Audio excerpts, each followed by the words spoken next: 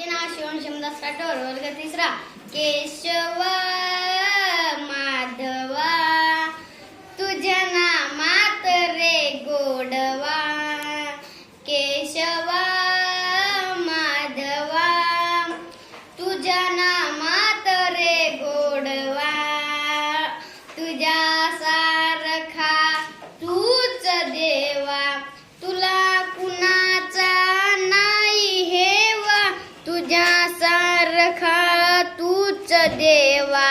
तुला कुणाचा नाही हेवा, वेळोवेळी संकटातून तारीशी मान आवा, केशवा माधवा